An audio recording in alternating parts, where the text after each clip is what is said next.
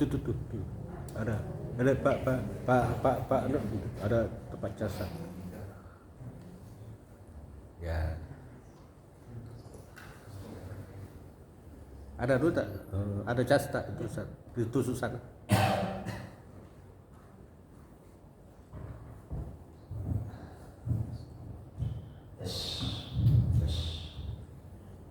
Bismillahirrahmanirrahim. Assalamualaikum warahmatullahi wabarakatuh. Innal hamdalillah nahmaduhu wa nasta'inuhu wa nastaghfiruh wa na'udzu billahi min shururi anfusina wa sayyiati a'malina. May yahdihillahu fala mudilla lahu wa man yudlil fala hadiya lahu. Wa asyhadu an la ilaha illallah wahdahu la syarika lahu wa asyhadu anna Muhammadan abduhu wa rasuluh sallallahu alaihi wa ala alihi wa ashabihi wa man tabi'ahum bi ihsan ila yaumiddin, amma ba'd. Fa ikhwani fid din wa akhwati fillah, kaum muslimin dan muslimat rahimani wa rahimakumullah. Semoga Allah Subhanahu wa taala senantiasa mencurahkan rahmat-Nya kepada kita sekalian. Insyaallah taala pada malam hari ini kita akan lanjutkan kajian kitab Sahih Al-Adabul Mufrad,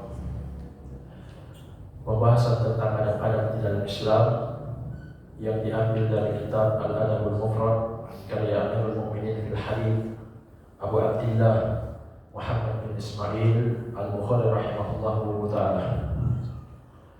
Sekarang kata penulis rahimahullah, babu ahlil ma'ruf fid dunya, ahlul ma'ruf fil akhirah. Bab tentang orang yang berbuat baik di dunia, maka dia juga akan mendapatkan dan tergolong orang-orang yang berbuat baik di akhirat. Kemudian kata beliau, an Qabisah ibni Burmah al-Asadi qala, dari sahabat Qabisah bin Burmah al-Asadi radhiyallahu anhu, beliau mengatakan, kuntu indan Nabi sallallahu alaihi wasallam fasami'tu yaqul, aku pernah di sisi Nabi sallallahu alaihi wasallam dan mendengarkan beliau bersabda, ahlul ma'rufi fid dunya hum ahlul ma'rufi fil akhirah. Orang-orang yang berbuat baik di dunia, maka mereka termasuk orang-orang yang berbuat baik di akhirat. Wa ahlul munkari fid dunya hum ahlul munkari fil akhirah. Dan orang-orang yang berbuat dosa, kejelekan di dunia, mereka akan tergolong orang-orang yang melakukan kemungkaran di akhirat. Kemudian beliau juga mengatakan, Al-Mu'tamir qala, dari Mu'tamir, seorang ulama besar Al-Hafidh, beliau mengatakan, Dakartu li abi haditha Abi Uthman an Salman annahu qala, aku sebutkan kepada ayahku, ayahnya bernama Sulaiman, seorang tabi'in, haditsnya Abu Uthman juga tabi'in, dari Salman Al-Farisi radhiyallahu anhu. Beliau mengatakan, inna ahlal ma'ruf fid dunya hum ahlul ma'ruf fil akhirah. Sesungguhnya orang-orang yang berbuat baik di dunia, maka mereka akan tergolong orang-orang yang berbuat baik di akhirat. Faqala, maka Mu'tamir mengatakan, inni sami'tu min Abi Uthman yuhaddithu an Salman. Aku mendengarkan ucapan ini dari Abu Uthman yang dia menyampaikannya dari Salman. Fa'araftu anna dzaka kadzaka. Aku pun tahu sesungguhnya hal itu sebagaimana adanya. Fala haddatsu bihi ahadan qat, dan aku belum pernah menyampaikan hadis ini kepada seorang pun. Wa fi riwayat, dalam riwayat yang lain, an Abi Utsman, dari Abu Utsman, qala Rasulullah sallallahu alaihi wasallam mithlahu. Abu Utsman mengatakan Rasulullah sallallahu alaihi wasallam bersabda yang semisalnya. Jadi jemaah sekalian, dalam Sahih Al-Adab Al-Mufrad yang pertama disebutkan hadis dari Qabisah. Yang kedua adalah ucapan Salman. Kemudian dalam satu riwayat disebutkan oleh Abu Utsman, seorang tabi'in, bahwa Rasulullah bersabda yang semisal. Jemaah sekalian, kalau tabi'in langsung mengatakan Rasulullah bersabda, dia tidak sebutkan sahabat, maka hadisnya disebut hadis yang mursal. Dan hadis mursal itu dihitung sebagai hadis yang lemah. Namun walaupun ucapan Abu Utsman ini mursal, namun kita bacakan di awal dari sahabat Qabisah dari Nabi sallallahu alaihi wasallam, dan hadis itu disahihkan oleh Syekh Al-Albani rahimahullah dalam Sahihul Jami'. Jadi ada hadis sahih yang mendukungnya. Jamaah sekalian, hadis ini memiliki paling tidak 3 makna. Yang pertama, maknanya adalah membadalah khairahu linnas fid dunya atahu Allahu jazaa'a ma'rufihi fil akhirah. Barang siapa yang memberikan kebaikan untuk orang lain di dunia, maka Allah Subhanahu wa taala akan mendatangkan balasan kebaikannya itu di akhirat. Ini yang pertama maknanya. Yang kedua, annaman badala jahahu, annaman badala jahahu li ashabil jara'im allati la tablughu al-hudud fayashfa' fihim syafa'atan fayashfa' fihim syafa'ahu Allah fi ahli tauhid fil akhirah. Makna yang kedua, siapa yang menggunakan kedudukannya, kalau dia punya kedudukan posisi, untuk menolong orang-orang yang melakukan kesalahan, tapi kesalahannya itu belum sampai dijatuhi hukuman had. Misalnya betul dia bersalah, tapi hukumannya, tapi kesalahannya itu tidak sampai dia harus dihukum mati, maka dia menolong orang ini dengan kedudukannya, posisinya. Maka kata para ulama, Allah Subhanahu wa taala juga akan memberikan syafaat untuknya lewat orang-orang yang bertauhid di akhirat. Jadi jamaah sekalian, kalau kita punya posisi kedudukan di dunia, maka hendaklah kita tolong orang-orang yang terzalimi. Jadi kalau dia memberikan syafaat, maka Allah juga akan memberikan syafaat untuknya di akhirat.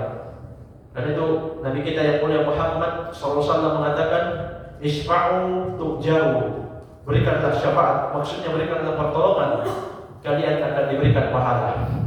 Dan jamaah sekalian, syafaat ini ada 2 syaratnya. Yang pertama, setelah Allah izinkan. Kenapa? Karena Allah lah sang pemilik syafaat satu-satunya. Sebagaimana kata Allah, qul lillahi syafa'atu jami'an. Katakanlah, hanya milik Allah syafaat seluruhnya.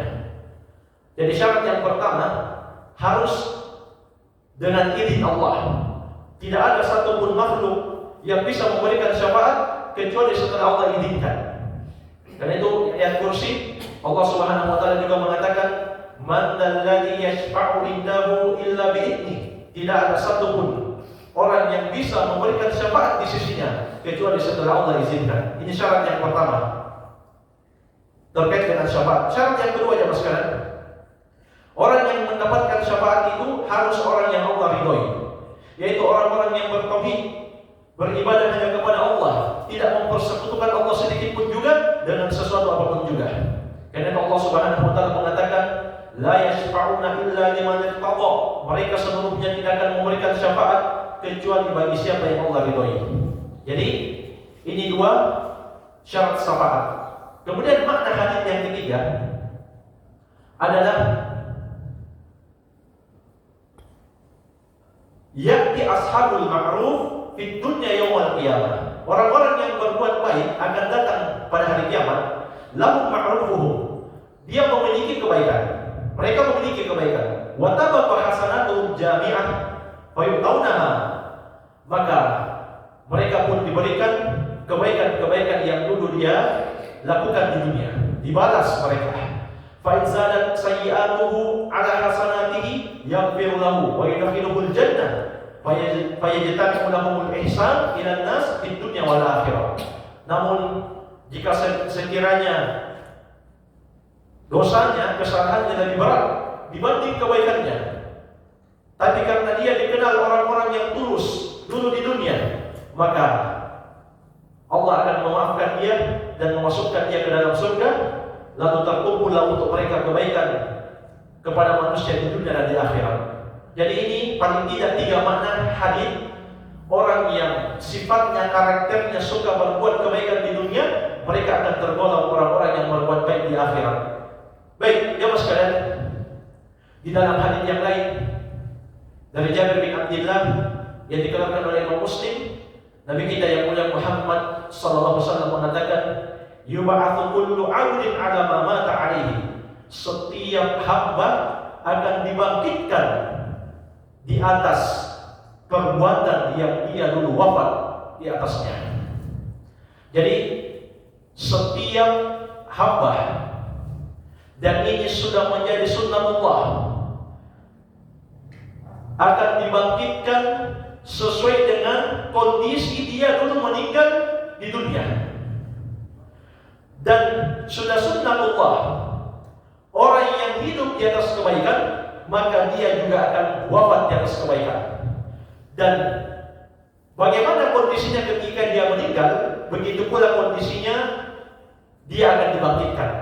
Makanya ya mas sekalian, Allah Subhanahu wa taala berfirman di surat Al-Imran ayat yang 102, ya ayyuhalladzina amanu ittaqullaha haqqa tuqatih.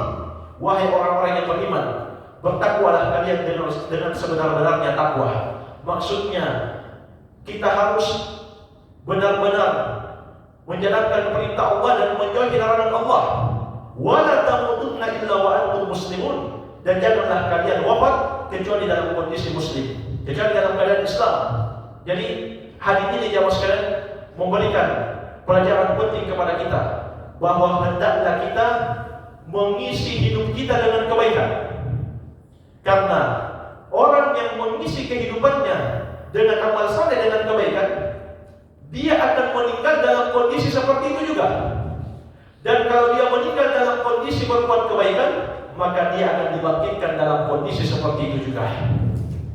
Jadi kalau kita berusaha hidup di atas tauhid dan sunnah, maka insyaallah taala kita pun akan wafat di atas tauhid dan sunnah, dan Allah akan bangkitkan kita di atas tauhid dan sunnah. Seperti itu makna hadis Nabi SAW. Makanya tidak boleh orang menunda-nunda tobat atau mengatakan dirinya itu masih muda, masih sehat.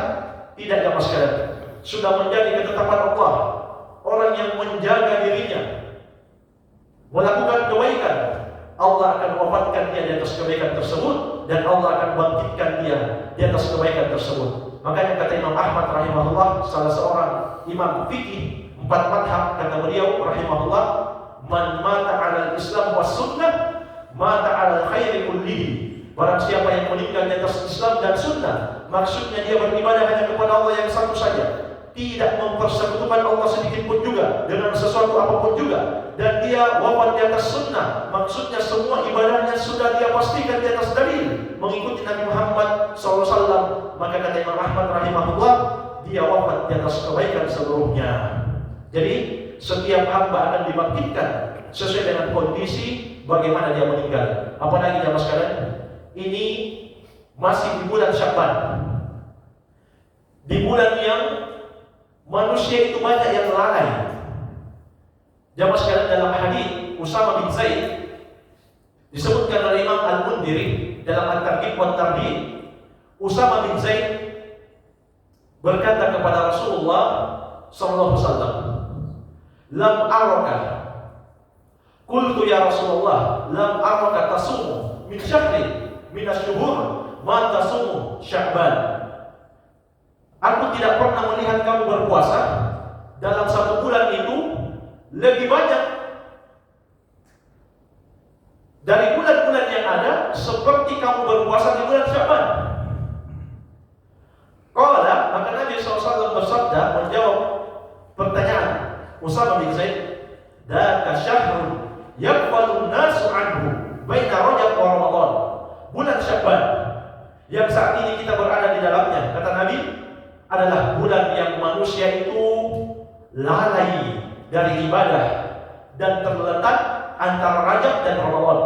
Rajab itu masih bulan haram, dan Ramadan orang bersiap-siap untuk melakukan kebaikan. Maka bulan Sya'ban ini berada di tengah-tengah, manusia lalai untuk memanfaatkannya. Maka Nabi SAW memperbanyak puasa di situ. Kemudian kata beliau, wa huwa syahrun turfa'u fihi al-a'mal ila rabbil alamin. Dan juga bulan Sya'ban adalah bulan yang diangkatnya amalan-amalan kepada Allah Rabbul Alamin. Wa uhibbu an yurfa'a 'amali wa ana sha'im.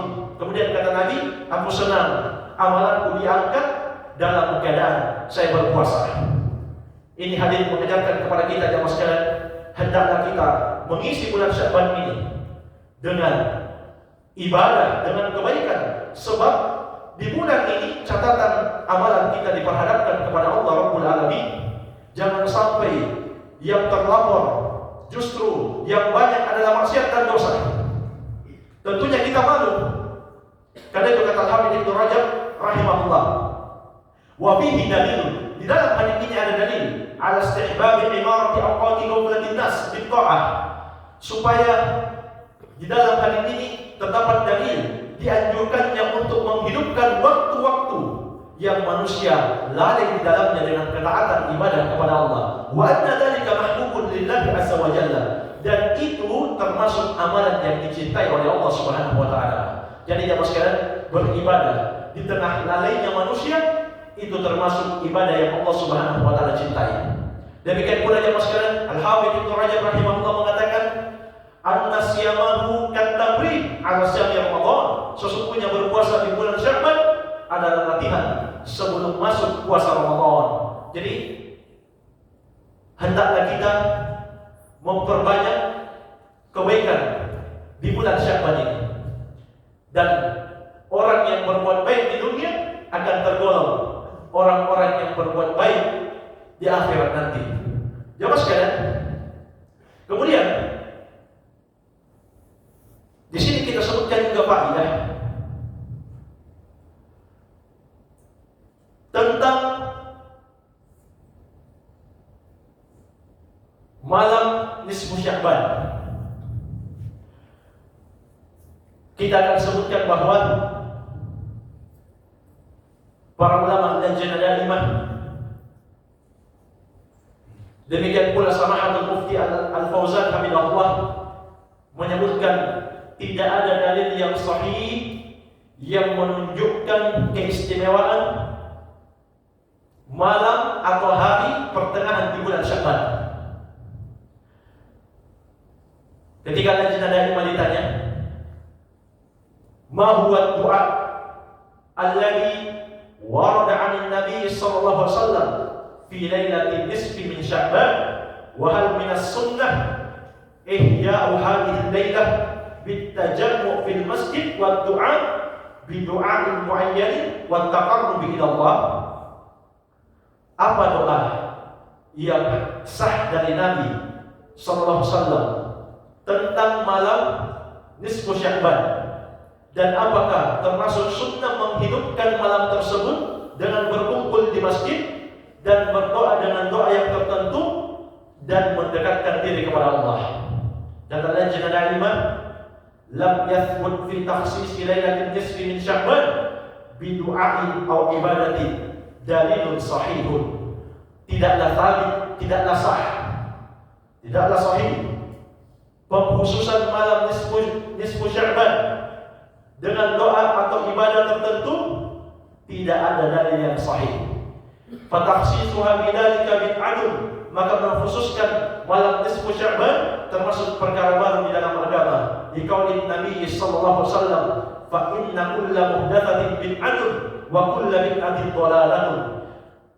Nabi kita yang mulia Muhammad sallallahu alaihi wasallam mengatakan, setiap perkara baru di dalam agama adalah bid'ah dan setiap bid'ah adalah penyimpangan. Ini hadis dari Nabi sallallahu alaihi wasallam. Demikian pula jemaah sekalian, Samahatul Mufti Al-Allamah Profesor Dr. Shalih bin Fauzan hafizahullah, beliau juga ditanya, hal warada nassun Qur'aniyyun aw hadithun nabawiyyun yufidu qiyam lailatin nisfi min Sya'ban wa siyam naharihi? Apakah ada ayat di dalam Al-Qur'an atau hadis dari Nabi yang memberikan faidah tentang keutamaan salat malam nisfu Sya'ban dan berpuasa di siang harinya? Wa idza kana dzalika waridan hal hunaka kaifiyah muayyanah li qiyam lailatin nisfi min Sya'ban? Kalau memang ada hadis atau ada ayat, maka bagaimana cara salat malamnya di malam nisfu Sya'ban? Kemudian kata beliau rahimahullah atau hafizahullah, innahu lam yathbut 'anil nabi sallallahu alaihi wasallam bi khususi lailatin nisfi min Sya'ban wala siyamil yaumil khamis asyar min Sya'ban. Tidaklah sah, tidaklah sahih, tidak ada yang tetap dari Nabi sallallahu alaihi wasallam mengkhususkan malam nisfu Sya'ban, tidak pula berpuasa di tanggal 15, maksudnya di siang harinya di bulan Sya'ban. Lam yathbut 'anil nabi sallallahu alaihi wasallam dalilun yu'tamadu 'alaihi, tidak ada dalil yang tetap, yang sah, yang sahih dari Nabi sallallahu alaihi wasallam yang bisa dijadikan dalil untuk bertopang di atasnya. Fa lailatul nisfi min Sya'ban kaghairiha min al-layali. Kemudian kata Mufti Saudi ini hafizahullah, maka malam nisfu Sya'ban seperti saja malam-malam yang lain. Man kana lahu 'adatul qiyam wa tahajjud min al-lail fa innahu yaqumu fiha kama yaqumu fi ghairiha. Siapa yang sudah terbiasa bangun salat malam, tahajud di malam-malam yang ada, maka silahkan dia salat sebagaimana dia berada di malam-malam yang lain, tanpa dia khususkan min ghairi ayyakuna laha mizah, tanpa keyakinan adanya keistimewaan di malam nisfu Sya'ban. Lianna takhsisa waqti bi'ibadah, lianna takhsisa waqti bi'ibadati min al-ibadat la budda lahu min dalilin sahih. Karena kata Syekh Shalih Al-Fauzan hafizahullah, mengkhususkan waktu untuk beribadah, melakukan ibadah-ibadah, haruslah ada dalil yang sahih. Fa idza lam yakun hunaka dalilun sahih fa takhsisu ba'dil awqat bi naw'in min al-ibadah yakunu bid'atun atau yakunu bid'atan wa kullu bid'atin dhalalah. Maka mengkhususkan sebagian waktu dengan ibadah tanpa dalil yang sah, yang sahih, maka itu hukumnya termasuk perkara baru di dalam agama, dan setiap perkara baru hukumnya menyimpang. Kemudian kata beliau hafizahullah, wa kadzalika lam yarid fi siyamil yaumil khamis asyar min Sya'ban aw yaumin nisfi min Sya'ban.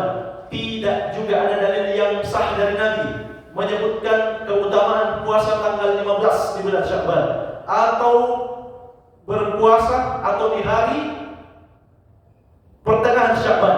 Lam yathbut dalilun 'anil Nabi sallallahu alaihi wasallam yaqtadi masyru'iyyat siyam dzalikal yaum. Tidak ada hadis dari Nabi sallallahu alaihi wasallam yang menunjukkan disyariatkannya puasa yang memiliki keistimewaan tersebut. Wa ma dama annahu lam yathbut fihi syai'un bi khususi fa takhsisuhu bisyam bid'ah. Maka selama tidak ada dalil yang sah mengkhususkannya dengan berpuasa termasuk perkara baru di dalam agama, li'annal bid'ata, karena definisi bid'ah itu adalah hiya ma lam yakun lahu dalilun min kitabillahi wa la min sunnati rasulih sallallahu alaihi wasallam, yaitu semua amalan yang tidak ada dalilnya dari Al-Qur'an, tidak pula dari sunnah Rasulullah SAW, mimma yaz'amu fa'iluhu annahu yataqarrabu fihi ila Allah azza wa jalla, dari keyakinan pelakunya bahwasanya itu merupakan takarrub, pendekatan diri kepada Allah azza wa jalla. Lianna ibadat tauqifiyah, karena yang namanya ibadah itu tauqifiyah. Tauqifiyah itu jamaah sekalian harus ada dalil. Kita sholat isya sebentar ada dalilnya, kita berpuasa di bulan Ramadan ada dalilnya. Jadi itu makna tauqifiyah, harus ada nas dari ayat atau dari hadis. La budda fiha min dalilin min asy-syari'. Harus ada dalil di dalam syariat atau harus ada dalil yang disebutkan oleh pemilik syariat. Kemudian kata beliau, amma ma warada min al-ahadits, adapun hadis-hadis yang datang. Mungkin kita mendapatkan sebagian hadis yang menyebutkan tentang keutamaan malam nisfu Sya'ban ataupun siangnya. Kata beliau, amma ma warada min al-ahadits fi hadzal mawdu' fa kulluha dha'ifah.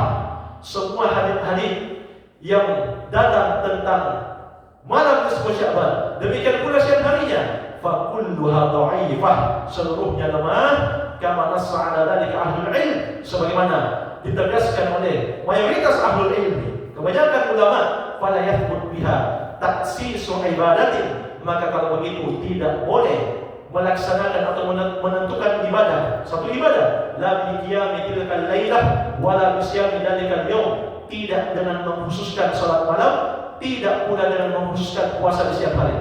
Lakin kemudian kata Syekh Shalal Al-Fauzan, akan tetapi maka min adatihi annahu yasumul ayyamal bid, siapa yang punya kebiasaan berpuasa di hari-hari putih, ayyamul bid, maksudnya di tanggal 13, 14, 15, bukan karena 15 Sya'ban, tapi memang dia sudah punya kebiasaan berpuasa ayyamul bid, tanggal 13, 14, 15, fa innahu yasumuha fi Sya'ban kama yasumuha fi ghairihi, maka silahkan dia berpuasa di bulan Sya'ban sebagaimana dia berpuasa di bulan yang lain. Aw man kana min 'adatihi annahu yasumu yawmal itsnain wa yawmal khamis wa sadaqa dzalika nisfa min Sya'ban fa innahu la haraja 'alaihi ay yasuma 'ala 'adatihi. Atau siapa yang punya kebiasaan berpuasa di hari Senin dan juga di puasa hari Kamis, kemudian bertepatan dengan nisfu Sya'ban, maka tidak ada masalah dia berpuasa di atas kebiasaannya itu. La ala annahu khassun bi hadzal yaum, bukan karena mengkhususkan nisfu Sya'ban, bukan.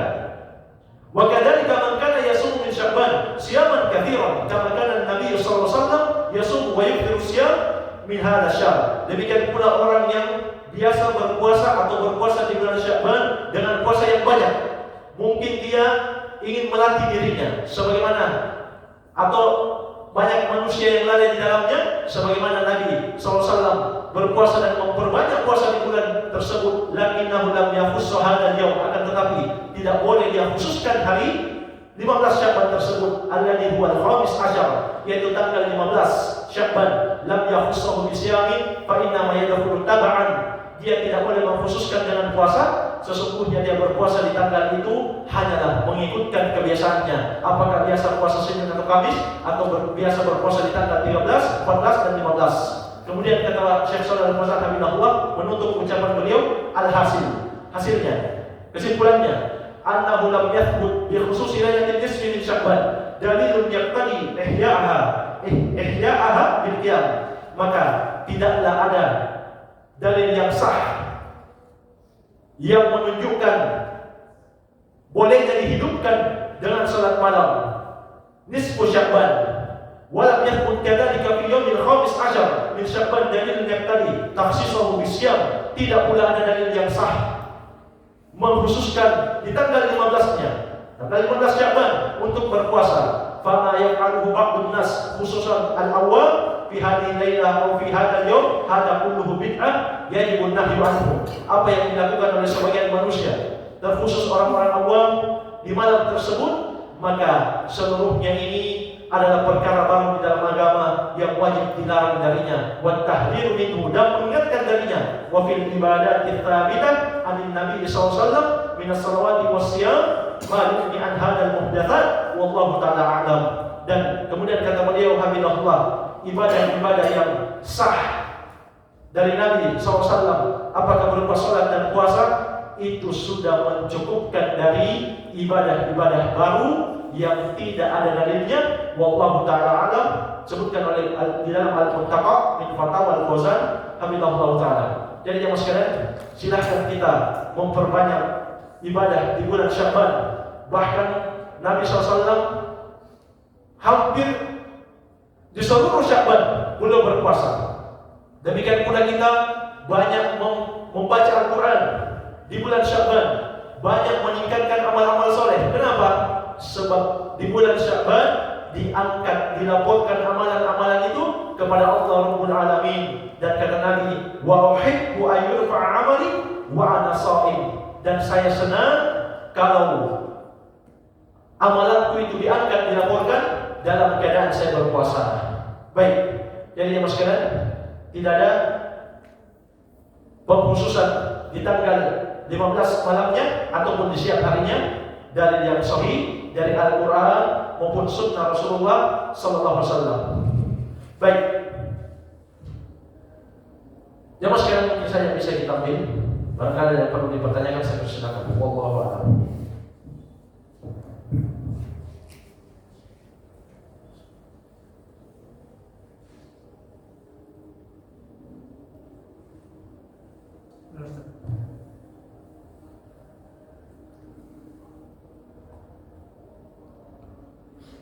Ada sebagian orang Ustaz yang mengatakan bahwa kalau orang meninggal dalam keadaan sujud ataupun meninggal di tanah suci Ustaz, itu dia pastikan masih sakit. Bagaimana perkataan Ustaz? Baik, jemaah sekalian, memang ada hadis wa innamal a'mal bi khawatimiha. Sesungguhnya amalan-amalan itu tergantung penutupnya. Jadi dilihat orang itu meninggal membawa keyakinan apa. Kalau seandainya ada orang yang dari lahir sudah Islam, tapi di hari tuanya dia pindah agama, maka yang dihitung itu adalah pindah agamanya, bukan Islamnya. Karena yang menjadi ukuran itu akhir dari amalan. Bahkan jemaah sekalian, orang yang pindah agama itu ibadahnya seluruhnya terhapus. Sebagaimana kata Allah Subhanahu wa taala, la in asyrakta la yahbaqanna 'amalu wa la takunanna minal khasirin. Jika engkau berbuat syirik, termasuk jika engkau pindah agama, murtad, maka akan terhapus semua amalan-amalan kebaikannya, akan terhapus semua amalan-amalan kebaikanmu, dan kamu kalau begitu termasuk orang-orang yang merugi. Sebaliknya, kalau ada orang dari kecil sampai dewasa dia non-muslim, begitu dekat-dekat ajalnya dia masuk Islam, maka yang dihitung adalah masuk Islamnya, bukan agama non-muslimnya. Kenapa? Karena Nabi mengatakan sesungguhnya amalan tergantung penutupnya. Juga dalilnya adalah pembantu Nabi Muhammad, seorang anak muda Yahudi. Ketika dia sakit, sakratul mautnya, di sakratul mautnya Nabi datang menjenguk. Kemudian Nabi menyuruh anak muda ini mengucapkan la ilaha illallah. Setelah itu anak muda ini melihat ke bapaknya, memberikan isyarat, maksudnya bagaimana? Apakah saya terima atau tidak? Maka kata bapaknya, Abid Abul Qasim, terima, taati Nabi Muhammad Abul Qasim. Ini kunyahnya Nabi Muhammad Abul Qasim. Maka yang sekalian, anak muda ini Yahudi, belum pernah ibadah. Sebelum meninggal, sebelum sakaratul maut, dia menerima la ilaha illallah. Maka apa kata Nabi yang sekalian? Alhamdulillahilladzi anqadhahu minan nar. Segala puji hanya milik Allah yang telah menyelamatkan dia dari api neraka. Subhanallah. Jadi jemaah sekalian, banyak-banyaklah kita berdoa kepada Allah Subhanahu wa taala agar kita bisa wafat di atas keislaman. Karena Allah Subhanahu wa taala sendiri mengatakan, "Wa la tamutunna illa wa antum muslimun." Janganlah kalian meninggal kecuali dalam keadaan Islam. Karena itu lebih spesial lagi, kita telah mengenal sunnah Nabi Muhammad SAW. Maka sudah sunnatullah, siapa yang hidup di atas Islam dan sunnah, maka dia akan wafat insyaallah taala di atas Islam dan sunnah, dan akan dibangkitkan di atas Islam dan sunnah. Jadi yang menjadi penentu itu adalah akhir dari hidup kita. Maka banyak-banyaklah berdoa kepada Allah. Dan doa yang paling banyak dibaca oleh Nabi, sebagaimana kata istri beliau Ummul Mukminin, adalah Allahumma ya muqallibal qulub tsabbit qalbi ala dinik. Wahai Allah yang maha membolak-balikkan hati, tetapkanlah, kokohkanlah, kuatkanlah hatiku untuk istiqomah di atas agamamu. Jadi Jamaah sekalian, orang yang meninggal kalau dalam kondisi ibadah, dimanapun dia berada, di tanah suci maupun bukan di tanah suci, kalau dia selalu menjaga ketaatannya kepada Allah, maka insya Allah Ta'ala itu yang akan dihitung di akhir hidupnya. Namun jamaah sekalian, bukan berarti juga orang yang bertakwa itu tidak mungkin terjatuh dalam dosa. Bukan juga seperti itu mananya. Pasti suci, pasti tidak pernah bersalah, bukan itu. Tapi orang yang bertakwa, yaitu orang yang tidak berketerusan di atas dosa. Mungkin dia belum tahu hukumnya. Begitu dia tahu hukumnya, maka langsung dia berhenti. Itu ciri orang yang bertakwa. Karena itu Allah Subhanahu wa taala mengatakan, "Walladzina idza fa'alu fahishatan aw dhalamu anfusahum dzakarullah fastaghfiru lidzunubihim wa may yaghfiru dzunuba illa Allah wa lam yusirru 'ala ma fa'alu wa hum ya'lamun." Orang-orang yang melakukan perbuatan keji atau menzalimi diri mereka sendiri. Jamaah sekalian, kenapa dikatakan orang yang berdosa itu menzalimi diri mereka? Sebab azabnya, hukumannya, akibatnya kembali kepada dia, bukan kembali kepada orang lain. Maka saat dia mengingat Allah, maka mereka beristighfar kata Allah. Perhatikan, dia belum tahu hukumnya atau dia lupa tak sengaja. Ketika mengingat Allah dia istighfar dan dia tidak berketerusan di atas dosa tersebut kata Allah dalam keadaan dia tahu. Jadi dimanapun dia wafat, kalau dia memang sudah istiqomah dari sananya, maka insya Allah Ta'ala dia akan wafat dalam kondisi kebaikan dan juga dibangkitkan dalam kondisi yang baik. Ini wallahu a'lam. Ada yang lain, silakan.